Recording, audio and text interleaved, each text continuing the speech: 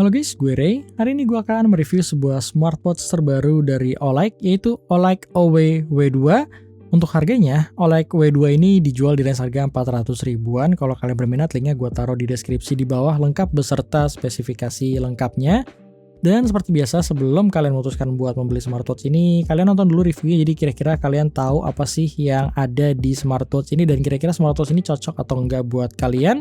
Langsung aja gue bahas awal-awal dari sisi build quality dan desainnya. Kalau dari sisi build quality, gue rasa untuk harga di bawah 500 ribu gue nggak ada komplain karena build quality-nya cukup baik dan rapih ya. Dia mempunyai desain tuh tipis, jadi ketika gue pakai gue nggak merasakan ini tuh kayak tebel atau berasa berat. Jadi gue cukup suka dengan build quality dan desainnya, meskipun kalau kalian lihat dari sisi ukuran layarnya ini tuh agak sedikit terlalu besar untuk pergelangan tangan gue. Jadi kalau kalian punya pergelangan tangan yang kecil, dia mempunyai ukuran layar 1,69 inch. Dan untuk panelnya sendiri dia dilengkapi dengan resolusi 240 x 280. Dan dia belum menggunakan AMOLED sesuai untuk harganya, karena di bawah 500 ribu pasti jarang yang udah menggunakan panel AMOLED. Tapi buat ukuran panel yang belum menggunakan AMOLED, gue rasa untuk warnanya dia udah cukup baik seperti yang kalian lihat. Jadi untuk panelnya gue nggak ada masalah dan gue suka. Terus untuk layoutnya sendiri, untuk sisi belakangnya dia ada sensornya di tengah dan ada charging portnya. Charging portnya ini udah menggunakan magnet dan untuk tombolnya dia berada di sisi kanan. Dan tombolnya ini nggak bisa kalian putar, jadi ketika gue putar ini dia nggak ada respon apapun. Dan untuk menunya sendiri dia simple, cukup kalian swipe dari bawah ke atas untuk masuk menu utama. Terus untuk swipe dari atas ke bawah dia akan masuk ke quick menu, dan untuk swipe dari kiri ke kanan atau kanan ke kiri dia akan masuk kayak ke live atau smart assistant atau ke daily activity yang ada di jam ini. Untuk menunya sendiri, dia ketika gua swipe seperti ini, dia memang ada sedikit lag dan dia bukanlah jam yang smooth banget ketika kalian swipe. Tapi ini umum gua temukan di smartwatch di bawah 500 ribu yang memang agak jarang buat super smooth. Tapi gua rasa ini udah cukup baik untuk performance di menunya ini. Dan menunya ini juga gue rasa dari sisi fiturnya udah cukup lengkap ya. Seperti sportnya dia udah cukup lengkap. Terus untuk smart life assistance-nya seperti heart rate, blood pressure, atau SpO2h-nya juga udah ada. Dan untuk keakuratannya sendiri, untuk SpO2h-nya dia cukup akurat karena ketika gue ukur menggunakan alat yang biasa gue pakai, dia cuma selisih 1-2 poin. Tapi untuk heart rate-nya dia bisa selisih sampai 15 poin. Untuk blood pressure sendiri gue belum mengukur dengan alat yang proper, tapi ketika gue cobain beberapa kali dia mempunyai hasil yang cukup konsisten. Jadi untuk atas kita 120-130. Jadi untuk kesimpulannya, untuk sensornya gue rasa ini udah cukup akurat. Dan untuk heart rate-nya ini dia bisa diaktifkan selama 24 jam non-stop. Terus untuk menu lainnya dia seperti smartwatch yang lainnya ya, ada stopwatch, notification, find phone, alarm, dan lain sebagainya. Terus kalau kalian masuk ke bagian setting, dia ada brightness, language, dan themes. Yang kurang adalah di sini tuh kalian nggak bisa mengatur screen timeout-nya melalui smartwatch. Jadi kalian hanya bisa mengatur melalui aplikasinya, dan ya gua rasa itu kurang fleksibel dalam pengaturannya. Dan kalau kalian mau ganti tampak depannya ini, kalian cukup tahan aja dan dia bisa menyimpan kayak 6 buah themes gitu. Dan kalau kalian mau memilih themes yang lain, pastinya kalian harus mengconnect melalui apps-nya. Dan untuk apps-nya sendiri dia menggunakan aplikasi yang namanya Smart Time Pro.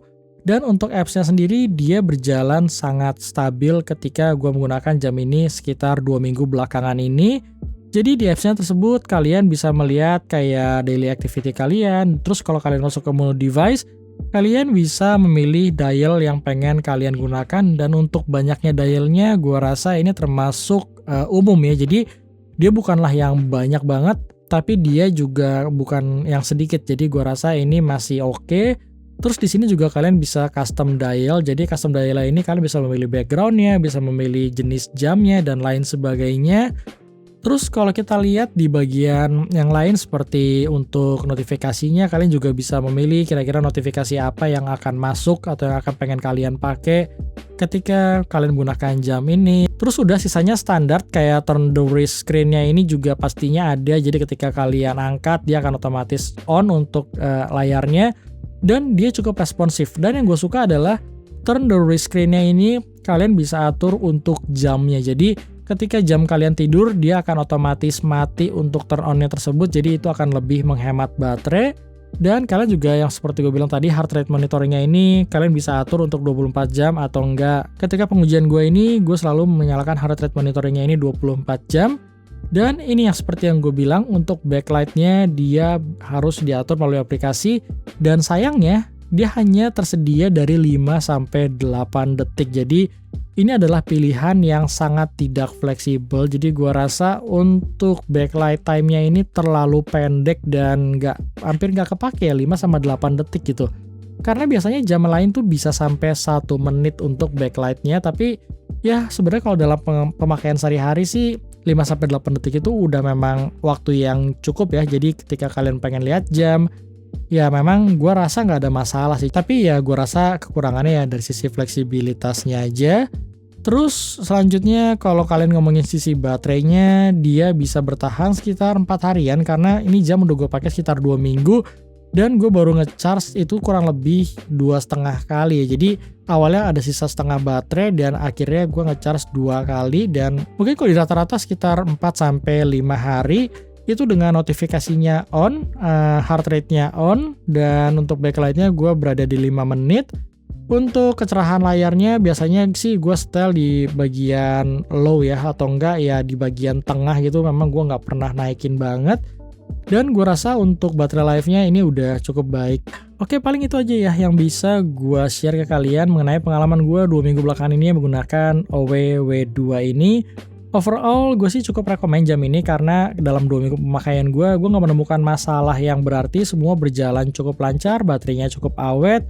Untuk live assistance-nya juga berjalan lancar, nggak ada masalah sama sekali. Jadi kalau kalian mau punya budget di bawah 500.000 dan kalian pengen mencari smartwatch dengan fitur yang cukup lengkap, ya ini salah satu pilihan yang bisa kalian pertimbangkan.